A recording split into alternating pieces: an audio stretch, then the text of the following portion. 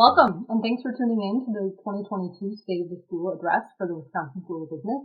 My name is Kayleen Kristovich. I'm the Chief Advancement Officer at the Wisconsin School of Business, and it's been my privilege to work with the advancement team at WSB for my entire career of more than 16 years.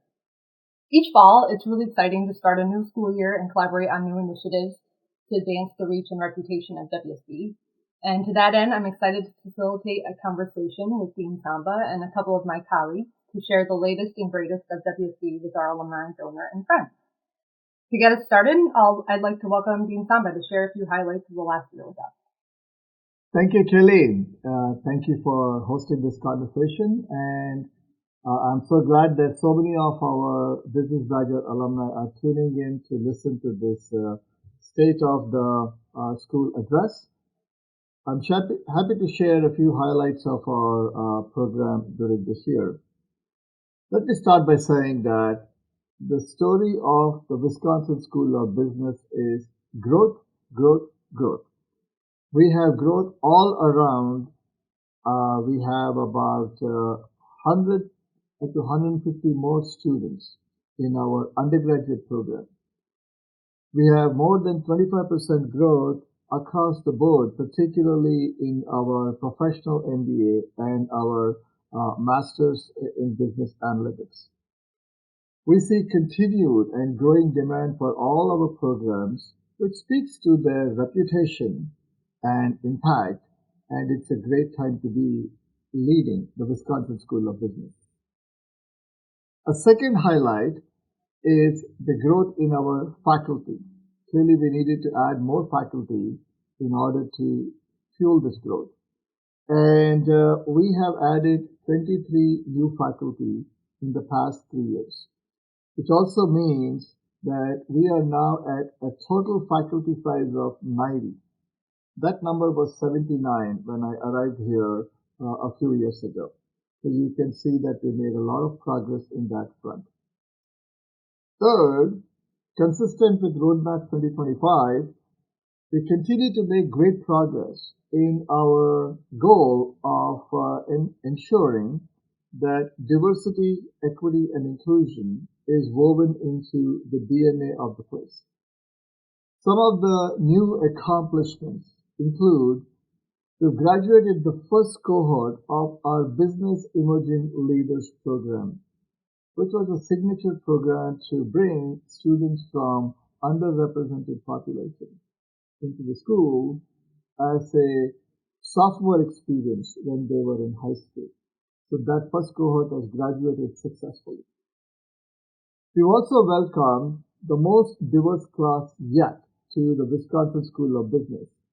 In the latest class that arrived a few weeks ago, 30% of the students are from underrepresented population, and 13% represent first-gen families, and we have 44% women.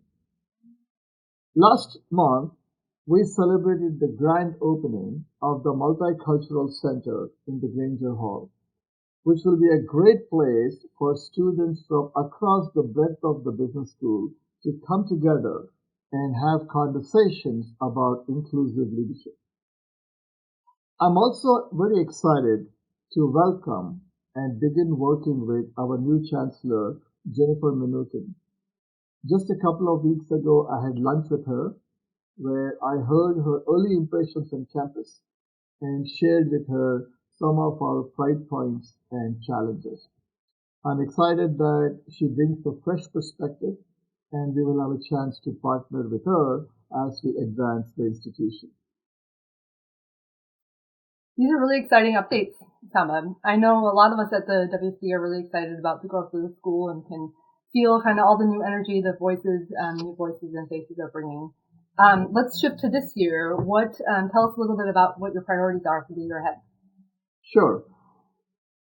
Following the successful relaunch of our professional MBA, we are now taking a look at our executive MBA program and redesigning it, not only to provide more flexibility by adopting the hybrid model, but even more innovatively, reorienting the whole program toward transition to the executive leadership ranks. That means making curricular changes and also introducing a novel concept of executive coaching for the students. And I'm looking forward to sharing more details of what will be a very innovative pioneering program at the Wisconsin School of Business. Given the growth in our masters in business analytics, we've discovered that there are more opportunities beyond Madison. So we have launched a partnership with edX to offer an online master's in business analytics. We continue growth in recruiting faculty, and we are looking this year to add faculty with expertise in information systems, ESG governance, finance, accounting, marketing, and supply chain management. So the beat goes on. However, the priority with perhaps the most potential impact for this year is an emphasis on experiential learning. When I arrived here 3 years ago, I quickly realized that applied learning was a signature of the Wisconsin School of Business. We were the pioneers in partnering with alumni, with companies, and I said the Wisconsin School of Business is where practice meets theory. However, we have put a lot more of that focus in the MBA program, and our goal is to expand that across the breadth of our programs. In the undergraduate program, the BBA, there have been some of these going on, but we want to expand the scale and we want to be more intentional about experiential learning, about coupling that with all the curricular changes we are making so that there is a true immersion between what they're learning in the classroom and what they're learning in working with companies so they come out much more job ready. And that's our goal. Great, Samba. Do you have a couple of examples of experiential learning opportunities that students most often take advantage of today? Sure. The one that's most obvious are career treks, going to visit companies and learning about what they do, what are the different types of business careers, and we are significantly scaling them up. In the recent past, we have sent students on a trek to Chicago, to Minneapolis. We are planning on a visit to Austin and in the future San Francisco. So those are important treks. Case competitions. They're a great way for students to demonstrate what they have learned, and we are intentionally not just encouraging but weaving participation in case competitions into the expected behaviors. And then, of course, we're also taking a look at global mindset. How do we accomplish that in different ways? You can see there are many different avenues of expanding experiential learning, and this does not include internships. We are already very good at internships. And we're also weaving in experiential learning in the form of consulting practicums, and you'll hear more about that today. So a lot of different activities at a much bigger scale. That's what I'm excited about. Okay, excellent. I know a lot of our alumni have been involved in helping us create those experiential learning opportunities, so I'm sure there'll be many more that can step up and help us in that way. Let's bring in our other colleagues to dig into some of these examples and their impact. First, we'll welcome Erwan Quintin, who is the Nathan S. Brand Distinguished Chair in Finance. Erwan joined WSB in 2010 and currently leads the Finance Department.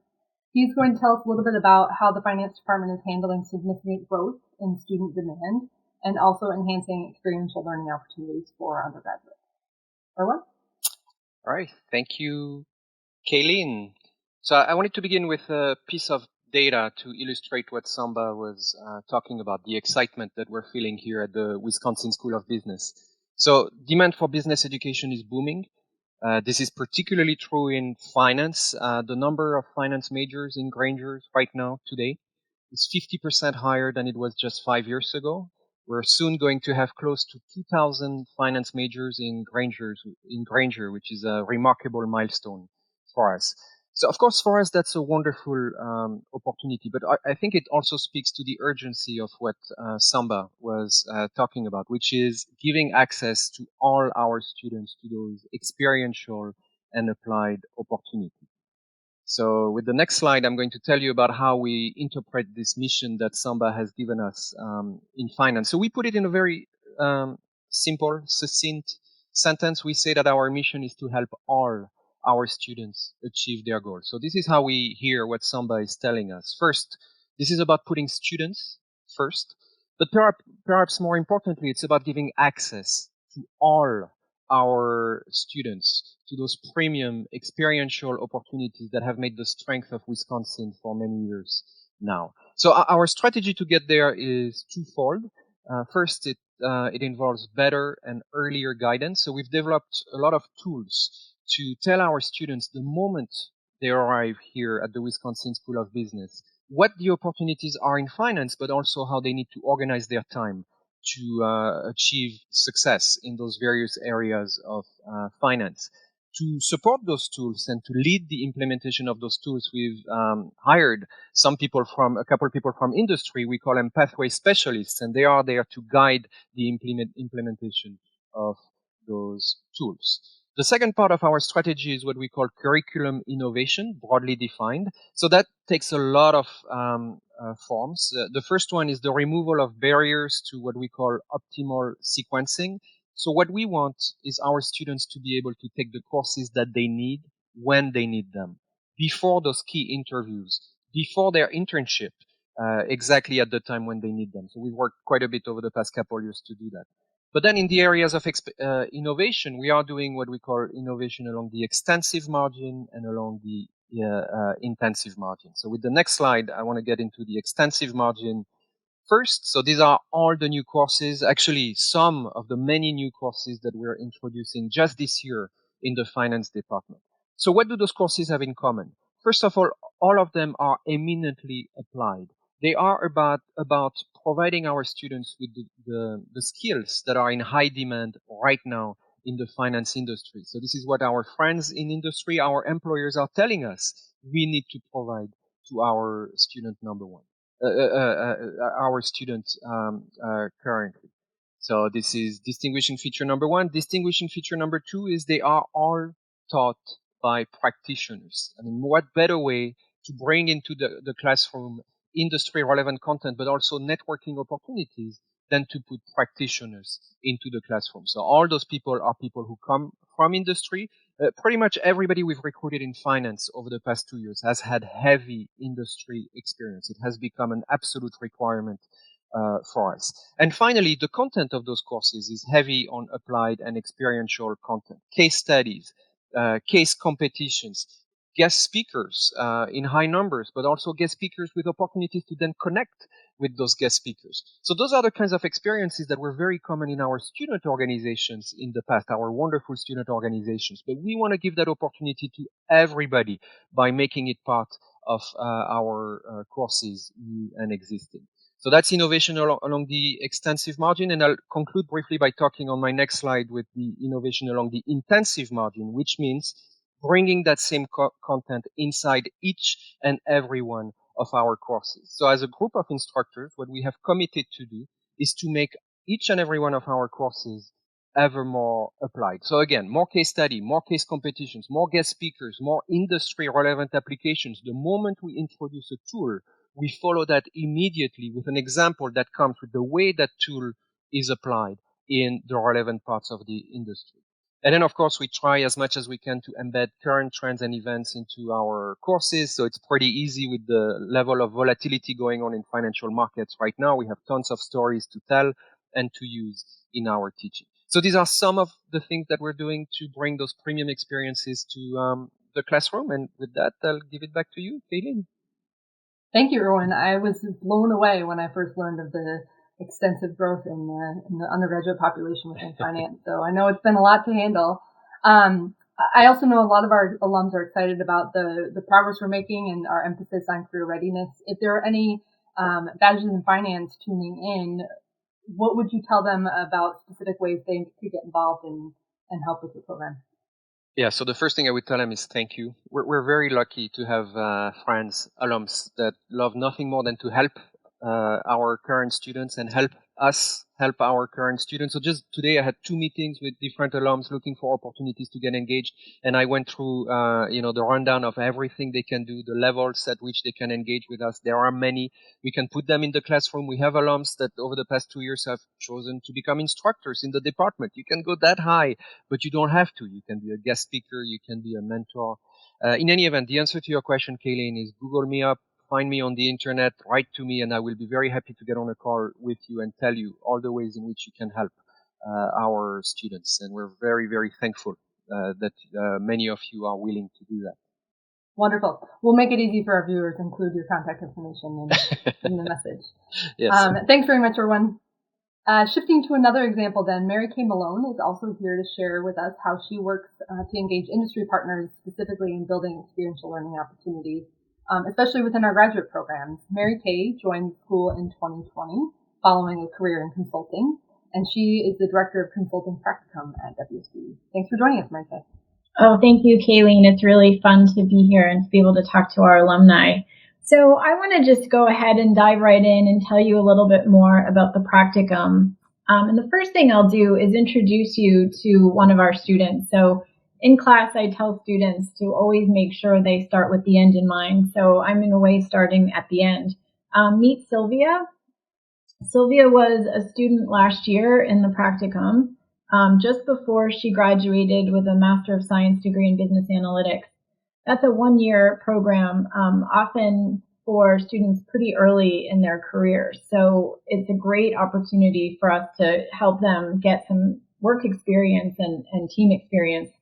So Sylvia worked with 3 other students on her team on a people analytics project, which is becoming much more popular. Her team actually helped the company that they were working with to better align their pay scale to market trends while also accounting for changes brought on by COVID. I'm sharing this because I wanted to let you see her reflection at the end of the semester. What she said then was, halfway through the project, I realized I was still thinking like a student. As a student, we're always told what to do next, and we're task-driven. We're asked to run a certain model, to compare means, or to test for something. But what are the purposes of doing these tests, and what's next? She went on to say, real business questions don't end with tasks assigned by the sponsor, and you need to think about what needs to be done to achieve the ultimate goal by yourself. How do you do this? By putting yourself in your client's shoes. So I start here because this is a good reflection of the primary goal of the practicum program, which is to help our students turn the corner from student to worker, from classroom to career. And this is for all of our master's students, whether they're coming in as a career switcher and have a lot of experience, whether they're a soon-to-be newly minted MBA, or one of our specialized master's students like Sylvia was, who spent a year learning very technical skills and is eager to apply them. I think Sylvia's reflection demonstrates what I hope all students take away from the experience. First and foremost, comfort with ambiguity. So students in the practicum have an opportunity to work with real data and real business problems, which can often be a lot messier than what they see in the classroom. I hope they have a comfort with leadership by running meetings and driving towards solutions. I hope they're able to present their information in a way that's both persuasive and impactful, an ability to take and to give feedback, and then finally a growth mindset. All of these are things we focus on in the practicum and are meant to keep our master's students highly competitive in this increasingly challenging job market. So now that I've told you about the end and what we're driving towards, what does the consulting practicum actually look like? So all of our students who want to take the consulting practicum actually start with a pre-project boot camp. This is intended to set our students up for success, and it is a 3-week, 1-credit class. They work in their project team, and they learn and practice consulting skills, everything from breaking down the problem to presenting the results. They also do a lot of work on bonding with their team by doing exercises together, using skills finder inventories that they've all taken, general team building experiences, and just sort of having an intensive opportunity to work together and meet each other.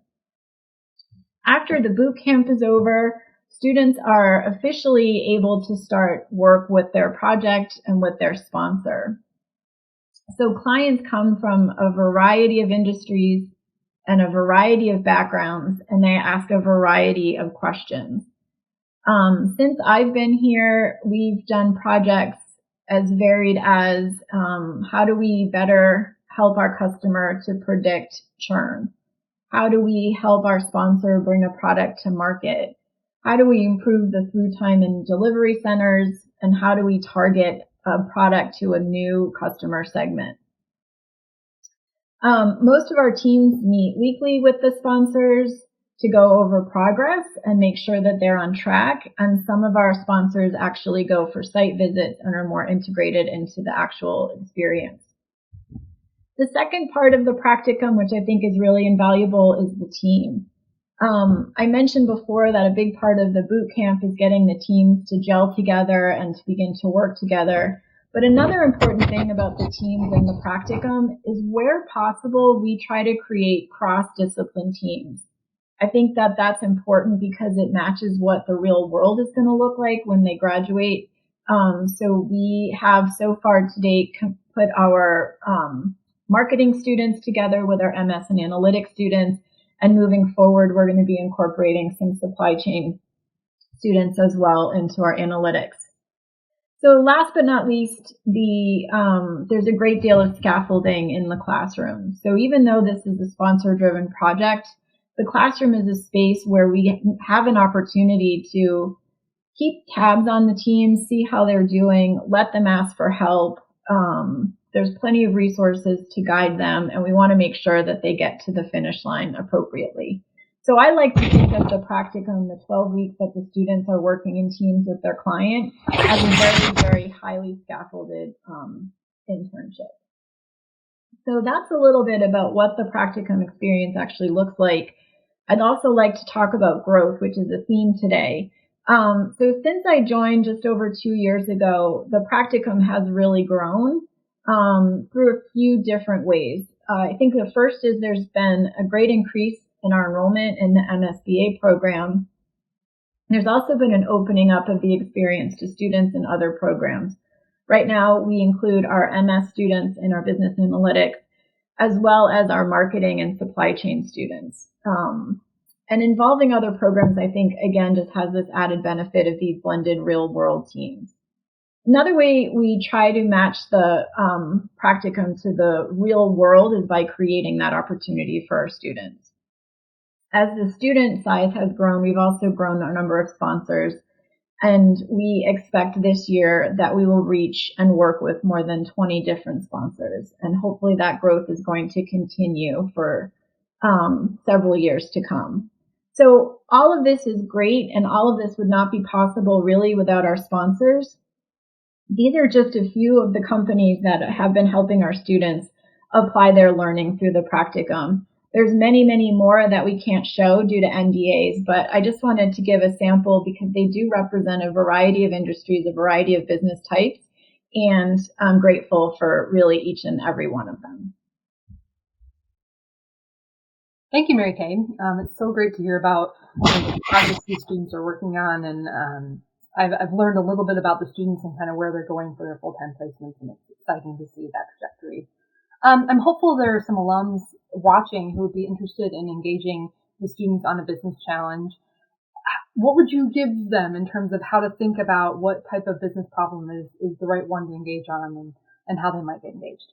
Yeah, it's a great question, Kayleen. So I think that there's sort of a few different things to think about. I had the opportunity to attend some of our executive advisory board meetings in the last week. And one of the consistent themes that we heard is data, data, data. So we love projects with data, the bigger, the better. And we do have a process in place now where we have systems and tools that we can actually work with big data pretty easily. So projects that involve data are first and foremost in terms of what we love to see our students have access to. I think second, in terms of the business questions, like what might be appropriate for our students, we will work with the company to make sure it's the right size project for the team, that it's something that can be accomplished in 12 weeks, so many hours a week. But I love to ask companies to think about those projects that are sitting in a drawer somewhere or in the back of their mind or on a whiteboard or in a room, the parking lot projects, things that they go, oh, I wish we had somebody who could dig into this, or I wish we had somebody to look at that. Those are great projects for our students. And the last thing I've also seen, especially this year, companies coming to us and saying, well, I have 5 of these projects or 3 of these projects or 2 of these projects. Which one do I pick? We actually let our students have a say in the project that they work on. They get to vote their preference. So if a company really has interest in multiple projects, what I suggest to them is let's put it to the vote. Let's add it to the slate. Let the students sort of tell us where they have the most excitement, and we'll move those projects forward. Because I think matching students to a project that they're excited about just means we'll have better results for everybody. That's fantastic. And same with Erwan. We'll make sure people know how to get in touch with you when they ask this. Thank you, Mary Kay. Thank you. And with that, we'll have Samba rejoin us again. Dean Samba, it seems like there's really great progress from across the school to advance the student experience and reputation of WSB. Do you want to make any final remarks about where WSB is headed?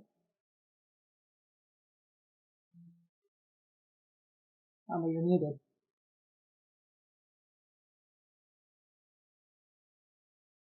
Sorry, Kelly, you can never learn new tricks or old tricks, but you can see why there's so much excitement around our experiential learning.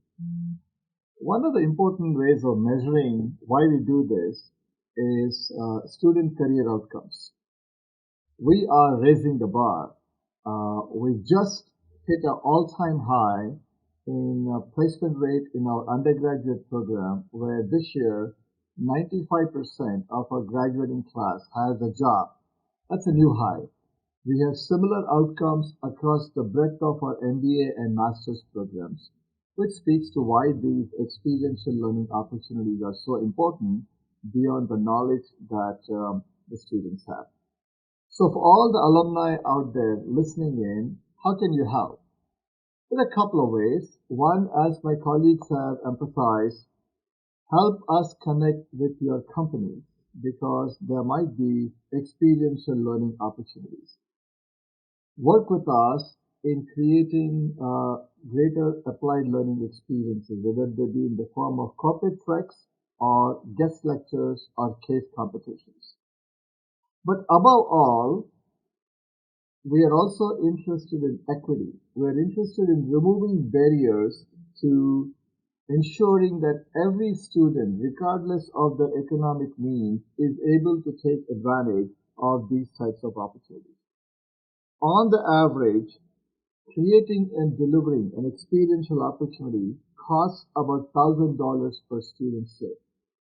So this year, the primary focus of our WSB fund will be to support experiential learning opportunities, creating more opportunities in the form of treks, global study, and applied learning experiences.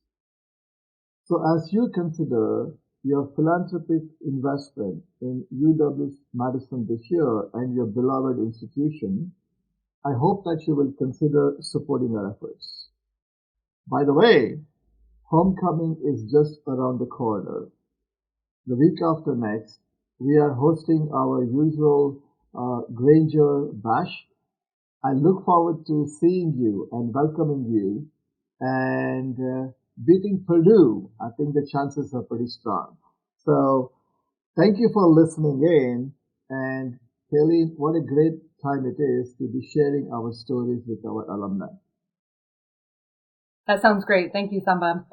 We'll be sure to include instructions for how to get in touch and for you to support the various opportunities we talked about. I just want to thank you, Samba, as well as Erwan and Mary Kay for the great updates you shared today. The school is certainly headed in a great direction, and I'm excited to see where this year takes us. Thank you. And on Wisconsin. On Wisconsin.